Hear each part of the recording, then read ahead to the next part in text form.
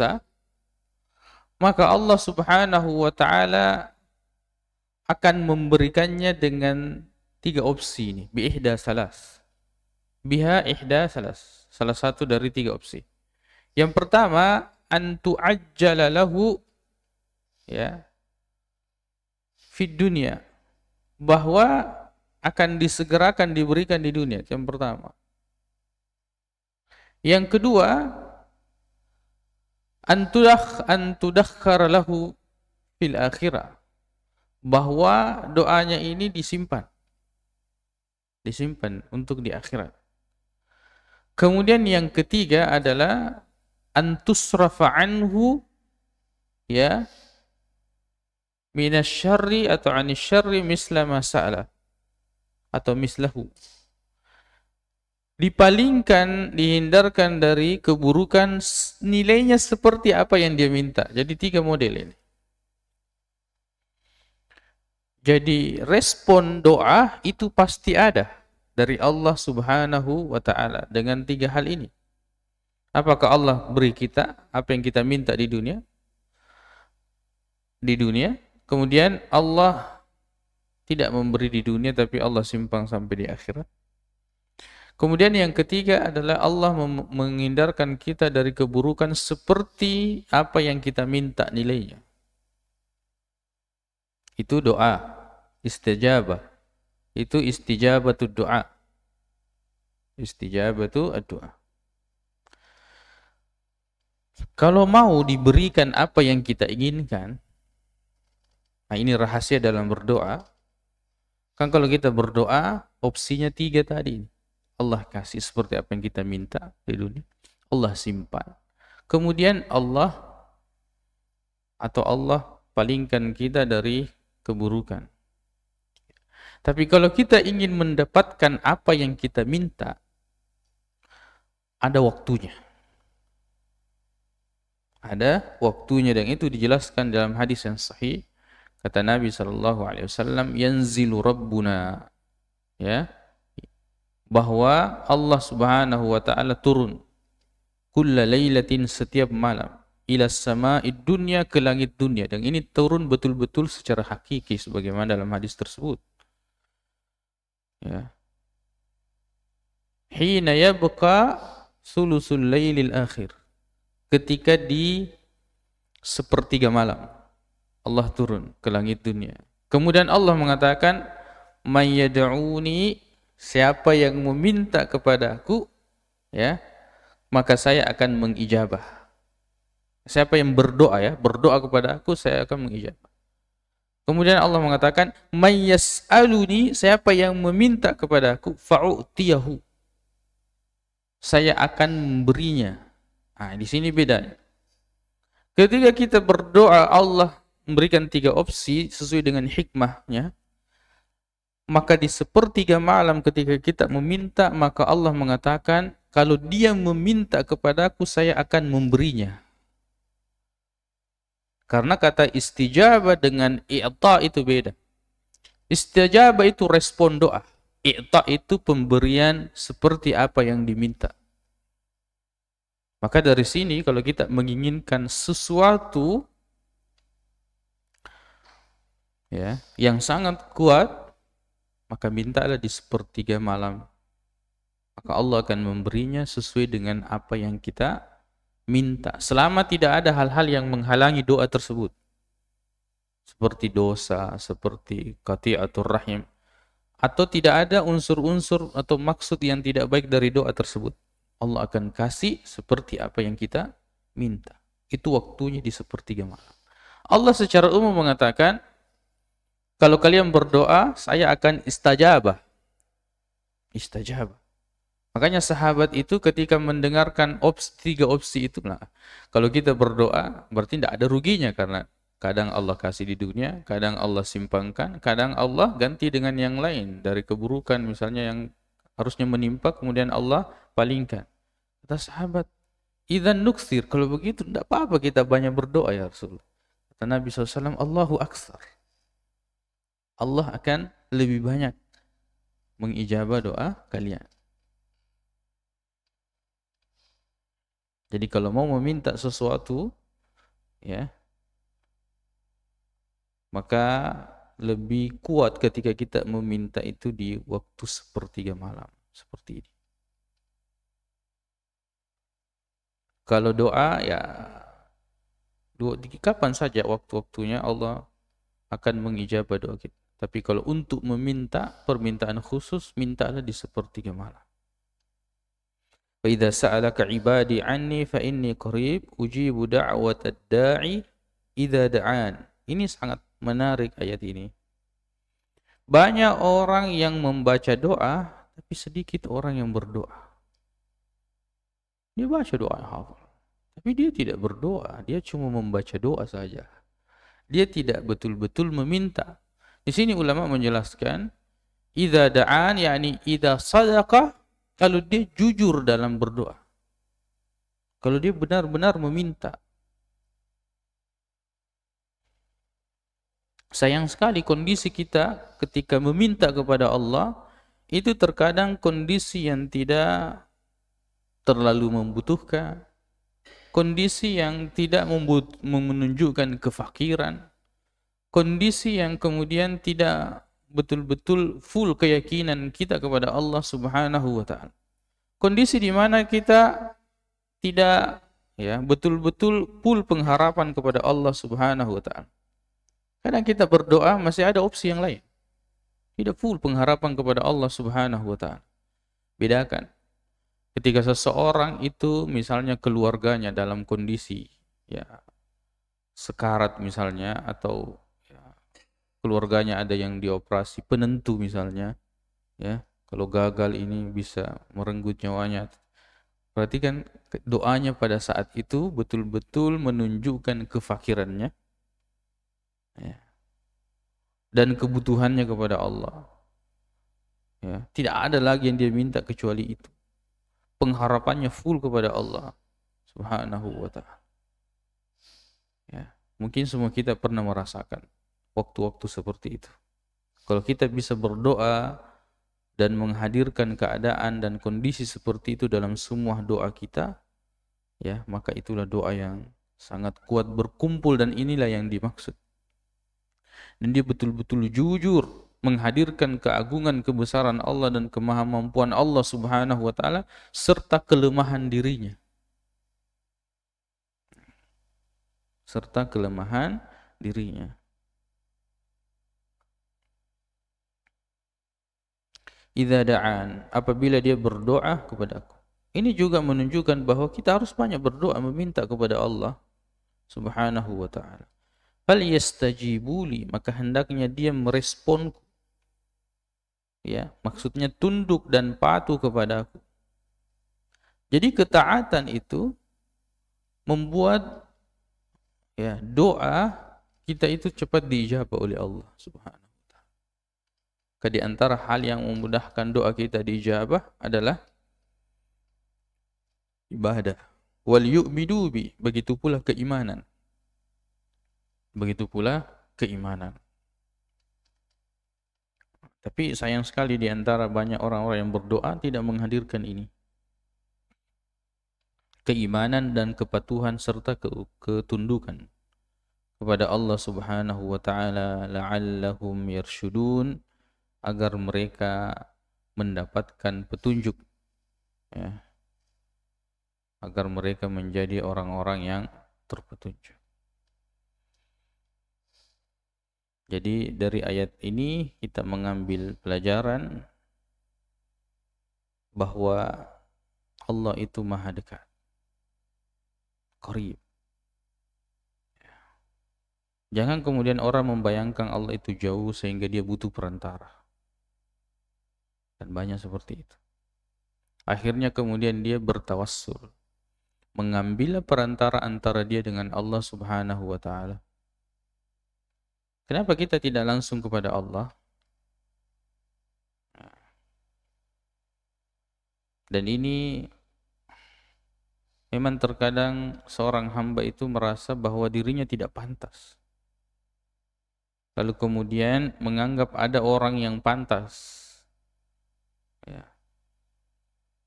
Akhirnya setelah itu dia bertawassul dengan orang tersebut.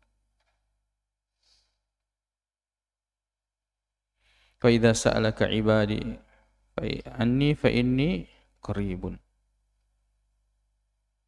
Dan di sini ayat ini juga menunjukkan keutamaan doa, keutamaan ibadah, keutamaan tunduk patuh kepada Allah, keutamaan beriman kepada Allah Subhanahu wa taala.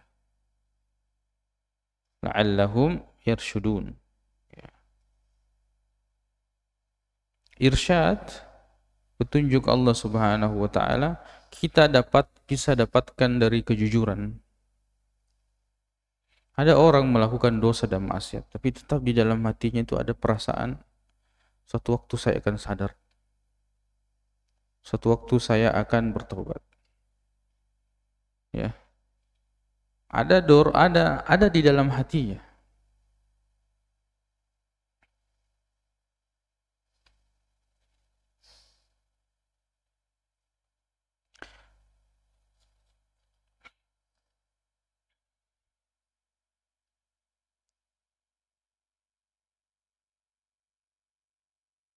Kemudian dari ayat ini, ya, bahwa ijabatul doa itu digantungkan kepada keimanan. Dengan firman Allah Subhanahu wa taala, wal yu'minu bi. Kemudian dari ayat ini juga kita pahami bahwa ada sebab. Ada sebab. Sebab istijabatul doa, ya karena kita berdoa. Sebabnya juga adalah karena kita beriman. Sebabnya juga adalah karena kita tunduk dan patuh terhadap perintah Allah Subhanahu wa ta'ala. Jadi kita itu ketika menginginkan sesuatu, minta kepada Allah. Selain kita berharap, memang kita sebut. Harap itu adalah ibadah tersendiri. Kemudian doa itu juga ibadah tersendiri. Sama kalau orang, kadang kita berharap sama orang, kita maunya begini, tapi kita tidak pernah mengungkapkan. Ya.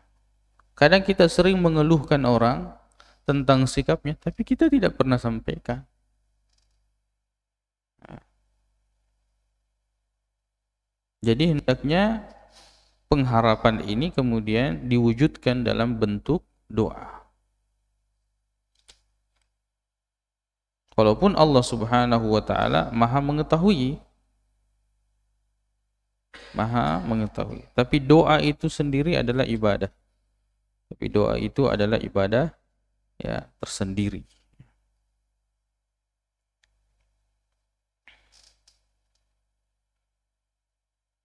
Banyak faedah di sini terkait dengan doa. Keimanan kepada Allah tatkala kita berdoa itu sangat penting. Jadi orang berdoa itu harus sadar dalam kondisi betul-betul hatinya itu hidup. Ya. Terutama di waktu-waktu mustajabnya doa.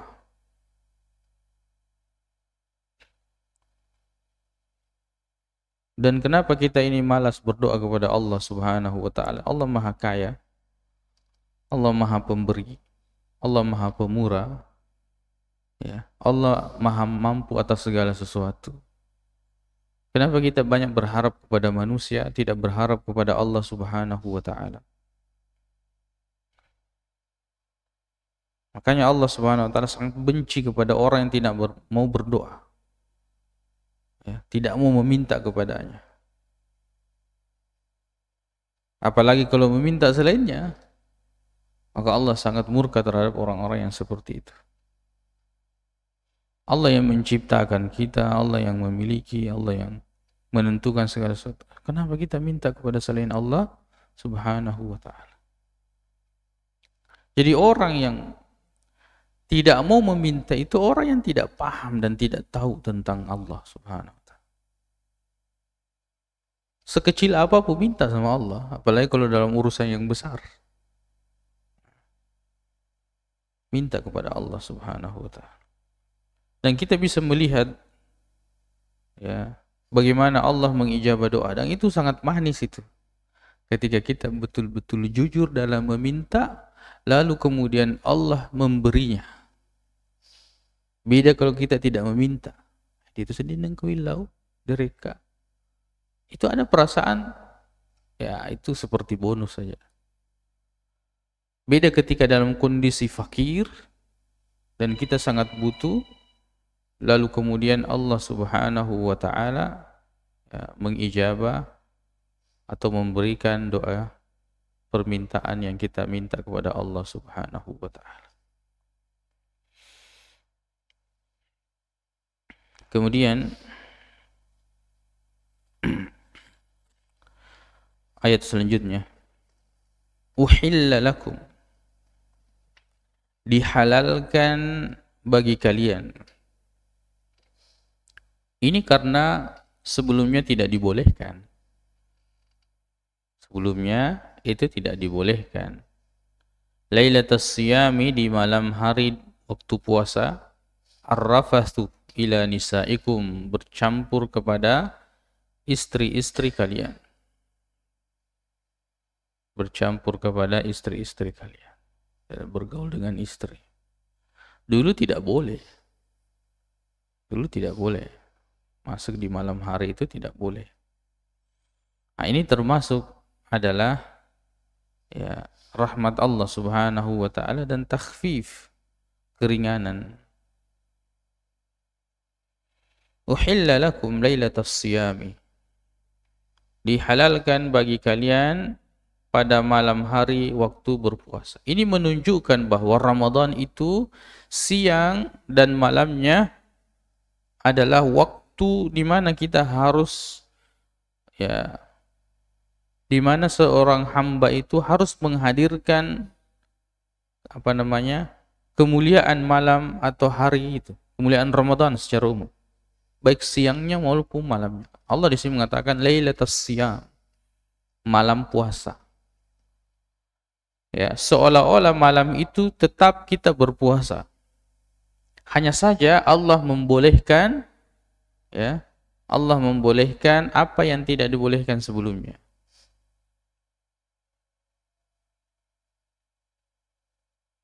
Ar-rafas, bercampur. Ya. Kata rafas ini,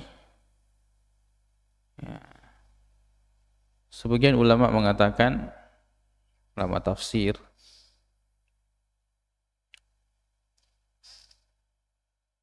boleh bagi seorang suami istri itu mengucapkan perkataan-perkataan yang seandainya diucapkan selain kepada mereka berdua itu akan dianggap malu.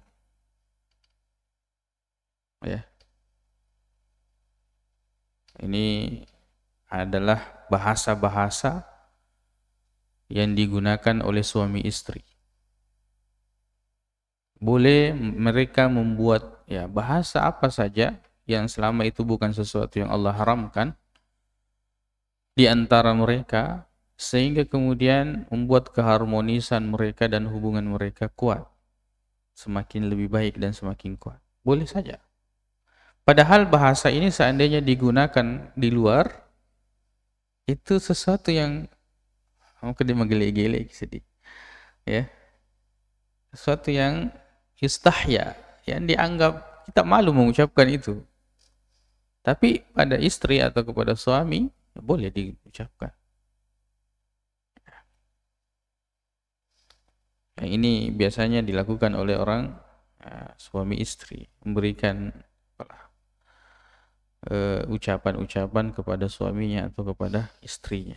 Yang seandainya dia ucapkan kepada selainnya, dia akan malu mengucapkan perkataan itu.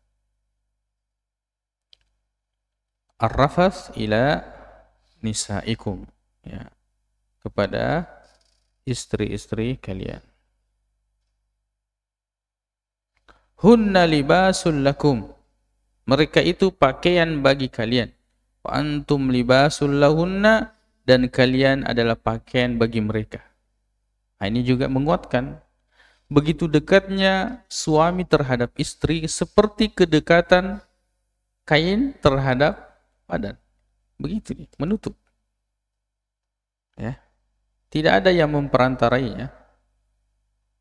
Hunna libasul lakum wa antum libasul. Maka ulama kemudian menjelaskan bahwa semua hubungan suami istri itu halal di antara mereka.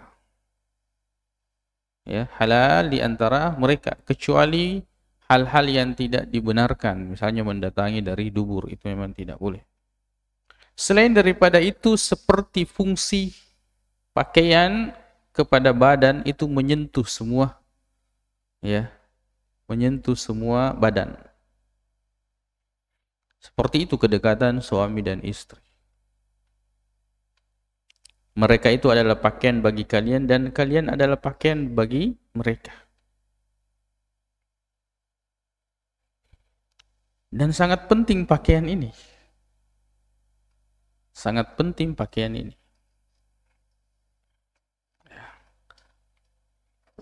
Ya, saya tidak katakan bahwa orang yang tidak punya pasangan berarti tidak punya pakaian, ya. Tapi begitu penting pakaian itu. Hunna libasul lakum wa antum libasul. Lihatlah fungsi pakaian. Ya. Makanya biasanya orang kalau habis nikah, biasanya dia semakin ganteng, ya. Habis nikah, ya. Nah. Karena bertambah jamalnya, kegantengannya, karena dia berubah karena dari pakaian. Ada pakaian yang merubah dia. Kemudian ya pelindung dari fitnah. Fungsi pakaian kan begitu. Ya. Pelindung dari pandangan orang, pelindung dari angin, pelindung dari panas.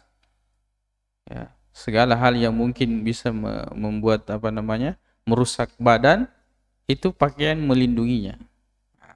Kita suami istri itu adalah pakaian satu sama lain, saling melindungi. Seperti fungsi pakaian. Makanya saling menjaga dan tidak boleh menyebutkan aib kepada siapapun. Kepada siapapun. Yang ini yang harus dipahami oleh orang-orang yang berkeluarga. Urusan rumah tangga itu adalah kekhususan di antara suami dan istri. Bahkan orang tua tidak perlu tahu. Nah, ini harus dinasihatkan kepada orang-orang yang berkeluarga. Nasa papasana ini itu matuai. Asra demo pemelo nama nalay ropaca purenge aja moteri. Maksudnya talak. Bahkan walaupun talak. Jadi kalau misalnya kita punya anak atau apa, bersiteru antara suami istri, apa komentar tuh matu apa aja. Tidak ada orang yang tidak ada masalahnya dalam rumah tangga. Ya. Asal demo panasan na melok malay ropaca purenge jamutiri. Biarkan dia urus rumah tangganya sendiri. Kecuali beda halnya kalau misalnya dia datang minta apa. Tapi kalau kita mau ikut campur, walaupun orang tua tidak boleh ikut campur dalam urusan rumah tangga anaknya. Dan suami maupun istri jangan suka melapor masalah rumah tangga kepada orang tua. Kenapa? Karena ini kan anaknya. Misalnya istri melaporkan suaminya kepada dicerita. Si geloran ni mah tu tetap yang dia ingat, wah napako nga ka anakku. Padahal suami istri sudah baikannya. Tapi orang tua yang dasarnya memang orang tua yang dia melahirkan anaknya, dia ingat terus itu. Si geloran ni anak-anak dia napa aja mengerangi rajaan namanya tunah. Pura ka napako nga anakku, napako. Ya. Ini banyak hal yang harus kita ketahui dalam berumah tangga. Ya. Maka ketika akad nikah itu yang harus disepakati. Ada masalah jangan cerita sama orang tuamu. Saya juga tidak cerita. Nah, seperti itu. Apapun masalahnya kita selesaikan. Kecuali dia nelok selesai, kan jangan sedikit cerita tentang keluarga. Apalagi kalau sudah diketahui keluarga besar, ya pasangan pasti akan malu, setidaknya ada perasaan tidak enak. Tayyib.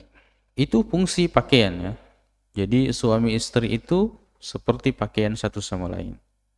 Tidak boleh, bahkan orang yang paling buruk itu adalah orang yang menceritakan tentang apa yang terjadi di kasur mereka. Itu tidak boleh, haram hukumnya. Haram hukumnya. Alimallahu annakum kuntum takhtanuna anfusakum. Allah mengetahui bahwasanya kalian ya mengkhianati diri kalian sendiri. Kalian tidak bisa tahan. Ya, fataba alaikum, lalu kemudian Allah mengampuni kalian, wa'afa ankum, dan memaafkan kalian. Ya. Dari ayat ini ya, menunjukkan jawazul kalami, jawazul istimta.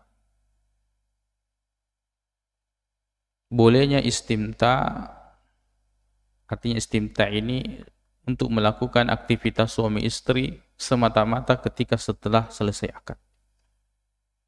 Maka sebenarnya orang yang kawis soro itu setelah akad sudah halal. Apa saja yang mau dia lakukan halal. Cuma ada sesuatu yang yukhsha, ini dikhawatirkan kalau akad nikahnya itu terlalu jauh daripada resepsi.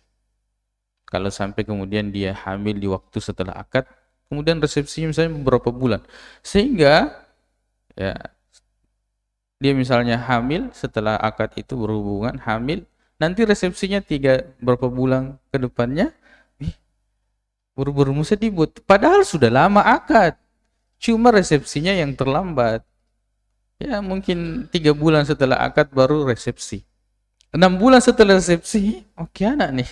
Padahal akadnya yang menjadi hitungan. Nah, itu yang dihindari.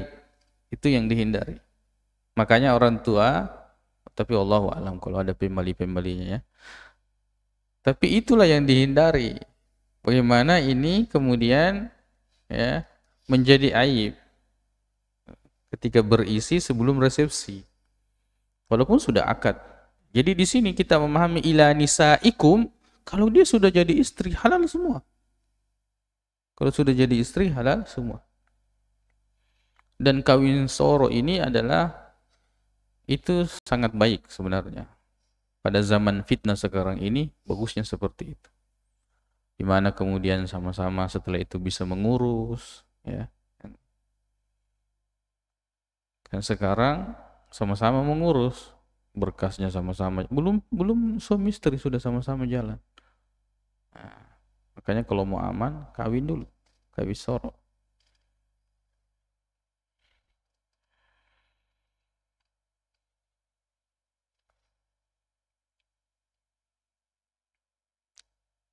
Kemudian ayat ini kita menetapkan bahwa Allah itu maha mengetahui apa yang ada di dalam diri seseorang. Allah tahu, ya Allah tahu. Dan dari ayat ini juga kita memahami bahwa terkadang orang itu mengkhianati dirinya. Ya. Kuntum takhtanuna anfusakum. Kalian mengkhianati diri kalian. Tidak bisa tahan. Ya. Ketika orang itu terjerumus dalam maksiat, maka pada saat itu sebenarnya dia telah mengkhianati dirinya.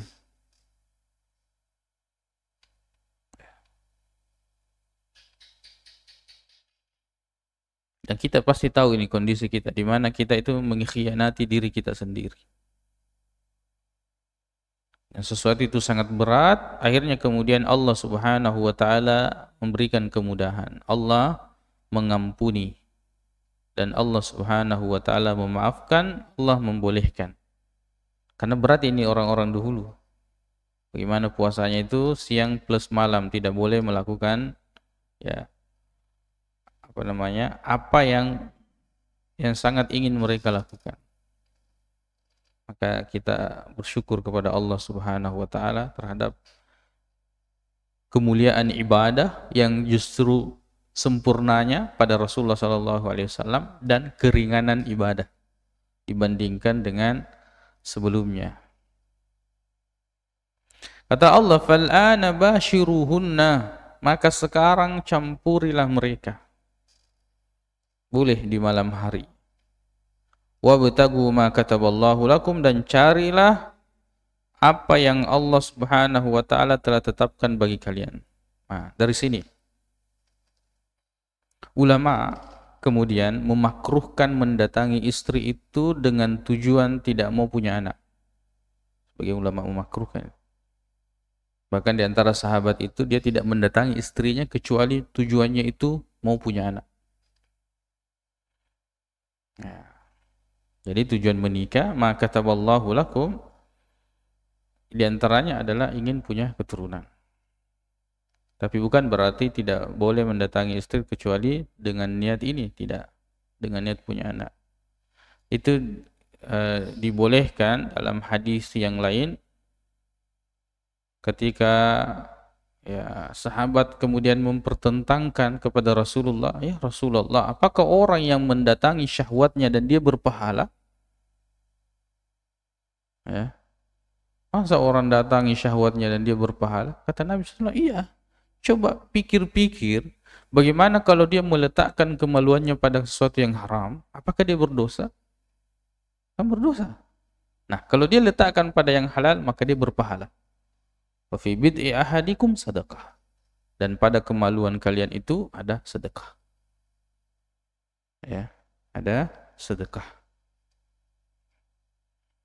Ya.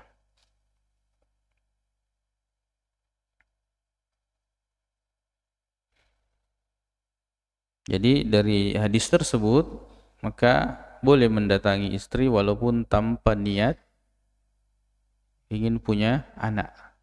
Tapi lebih afdalnya orang mendatangi istri itu dengan maksud dan tujuan ingin punya keturunan.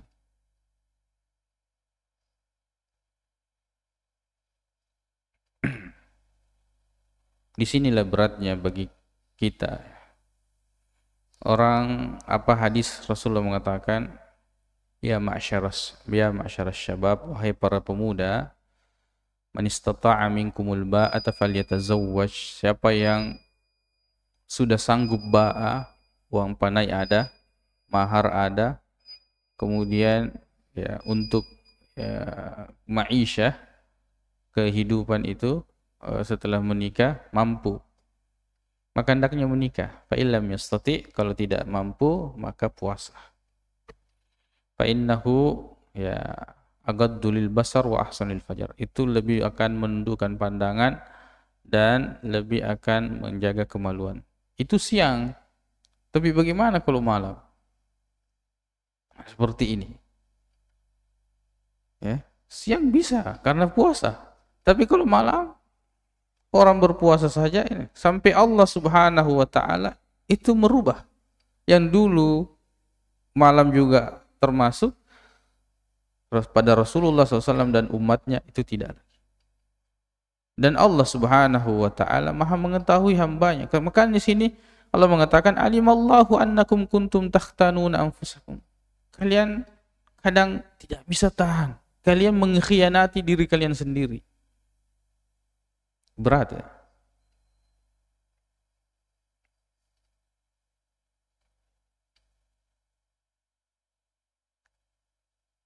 Tidak punya pasangan itu berat. Tapi kita juga tidak boleh mengatakan bahwa kita tetap harus menggantungkan takdir itu kepada Allah Subhanahu wa taala. Ya, tetap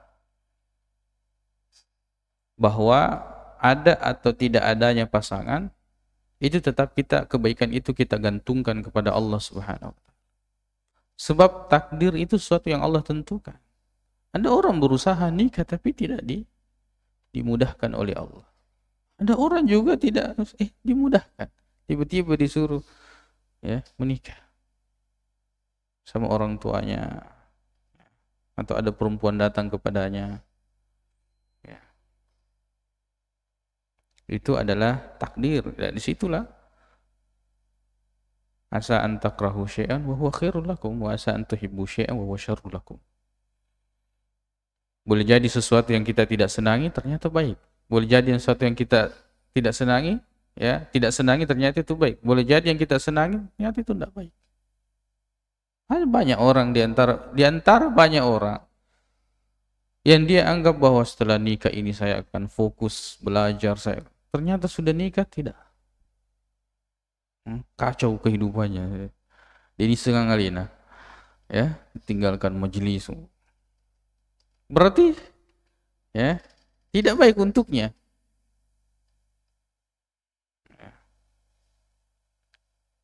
Begitu juga anak. Begitu juga anak. Bahwa adanya anak ini tidak mesti, tetap kita gantungkan kepada Allah. Baik dan tidaknya punya atau tidak punya anak itu kita gantungkan kepada Allah Subhanahu wa taala. Banyak orang yang kondisinya ketika tidak punya anak lebih baik daripada ketika dia punya anak. Dan anak ini pemberian. Yahabu liman yasha'u inasa wa yahabu liman yasha'u dzukura. Allah beri anak laki-laki perempuan, Allah beri anak perempuan, atau yuzawijuhum dzukrana wa inasa. Allah juga bisa kasih kembar. Jadi tidak ada istilahnya orang Bugis itu maka dah macah malapidau. Malapidau istilahnya itu purasi urane makun resi purasi makun re urane si purasi urane malapidau. Itu tidak ada istilah itu. Allah yang menentukan, Allah yang kasih. Tidak ada orang pintar bilang, saya mau anak laki-laki, anak laki-laki. Saya mau anak perempuan. Bisa diusahakan, tapi tidak bisa ditentukan. Dan ucapan ini, acapayanu malapidaun, itu tidak pantas. Kita serahkan kepada Allah Subhanahu wa ta'ala. Ini ucapan yang tidak pantas diucapkan. Karena penentuan laki-laki dan perempuan itu dari keturunan hanya Allah Subhanahu wa ta'ala yang tentukan. Itu jelas. Ya. Tidak boleh juga kita kemudian memberikan ucapan aid pada seseorang yang misalnya doa makun mana dipegang. Tidak bisa, karena itu pemberian dikasih oleh Allah Subhanahu wa ta'ala. Ada juga laki-laki semua, ya.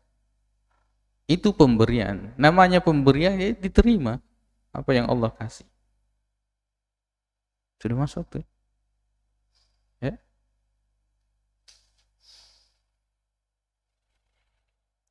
Jadi wabtagu ma kataballahu lakum, dan carilah oleh kalian apa yang Allah Subhanahu wa taala telah tetapkan oleh bagi kalian.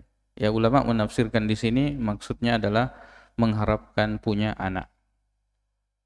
Ya.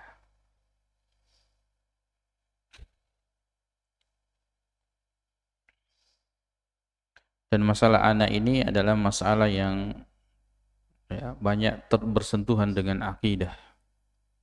Banyak bersentuhan dengan akidah. Ya, seperti itu tadi. Makanya orang yang misalnya lambat punya anak, pergi memang lakukan imasan roaga. Hanya untuk mengharapkan ini. Padahal Allah yang kasih. Minta sama Allah Subhanahu wa ta'ala.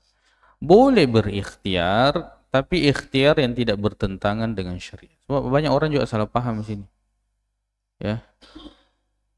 Ketika misalnya dikatakan bahwa jangan Mas Sandro, jangan begini, dia mengatakan aku yang mau itu, aku malah begitu saja sampai mati. Tidak. Boleh berikhtiar dengan ikhtiar yang dibolehkan di dalam syariat. Sesuatu yang diharamkan tidak boleh.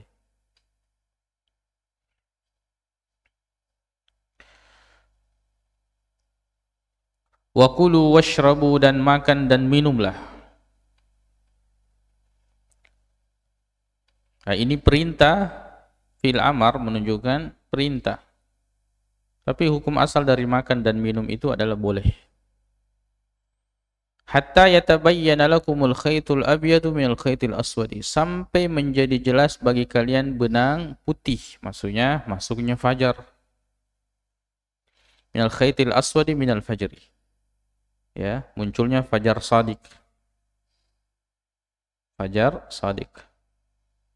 Fajar yang muncul, dan itu adalah tanda masuknya waktu. Ada fajar kadzib, fajar dusta. Itu muncul lalu kemudian hilang. Tsumma atimmus siyama ilal lail. Kemudian sempurnakanlah puasa sampai malam. Ini menggunakan kata atimu, kita jelaskan tadi malam. Kalau atamma itu menyempurnakan, artinya sesuatu yang tidak terputus-putus. Ya, kalau orang puasa itu tidak ada bilang jam sekian sampai jam sekian tidak puasa, jam sekian tidak. Atamma itu mulai start sampai selesai. Beda kalau akmala, liyoma akmal itu ada terputusnya. Wahyu itu terputus-putus. Sampai Rasulullah meninggal dunia sempurna.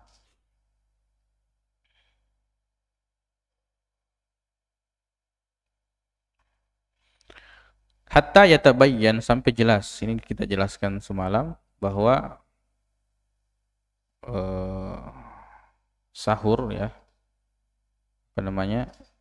Itu waktu imsak harus waktu jelas masuknya waktu subuh atau terbitnya fajar.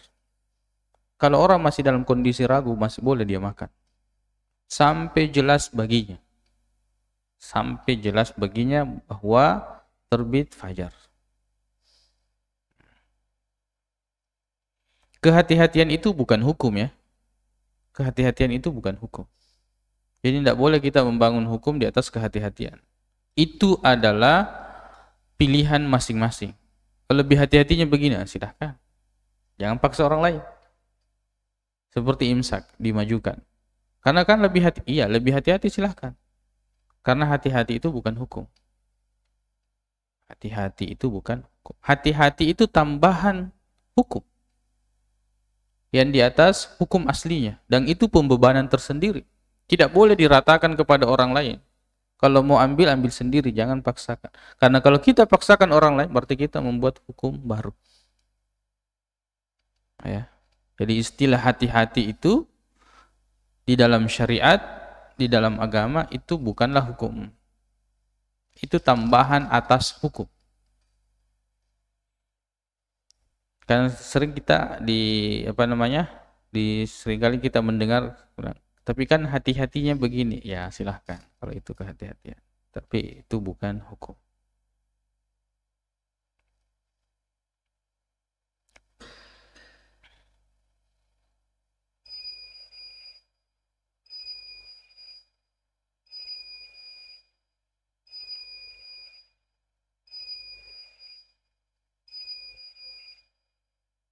Ya. Summa atimmus siyama ilal lail. Jadi anjurannya paling afdal kita sahur itu dengan kurma.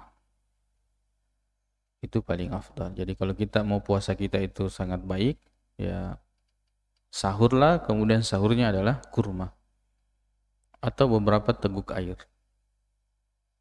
Sebagian orang masih sulit melakukan yang seperti ini mungkin karena tidak terbiasa. Ya, padahal ya memang pada sahur itu terdapat keberkahan, apalagi sesuai dengan yang dianjurkan. Bisa kita gabungkan. Misalnya jam berapa kita mau makan, setiap paman rememen nih, Andre nih, nanti menjelang apa namanya nih, di waktu-waktu sahur itu makan kurma 3 biji, minum air. Intinya di waktu sahur itu kita makan kurma. Mau sebelumnya makan apa itu terserah. Tapi waktunya dan pilihan makanannya itu kita mendapatkan keutamaan. Ya. Kan ringan itu kalau kurma itu biar beberapa menit sebelum azan itu 10 menit baru kita makan kurma 3 biji baru minum air. Ya. Itu mendapatkan keutamaan mengakhirkan sahur. Jadi banyak keutamanya itu. Sahur dengan kurma, kemudian sahur sendiri ada keberkahannya, makan kurma di waktu sahur juga ya ada keutamaannya, kemudian mengakhirkan sahur ada keutamaan. Kalau kita sahur misalnya bukan sahur jam-jam berapa? Jam jam 2, setengah 3, on remember nih. Ya, sudah makan ya sudah tidak banyak keutamaan yang kita tidak dapatkan. Ada juga bahkan orang itu sebelum tidur dia makan, on remember jangan terduga. Ini juga menyelisih yang lebih utama. Menyelisih yang lebih utama. Baik. Kita lanjut nanti insyaallah sebentar setelah subuh. Wala tubashiruhunna wa antum aakifuna fil masajid. Tilka hududullahi fala taqrabuha kadzalika yubayyinullahu ayatihi lin-nasi la'allahum yattaqun.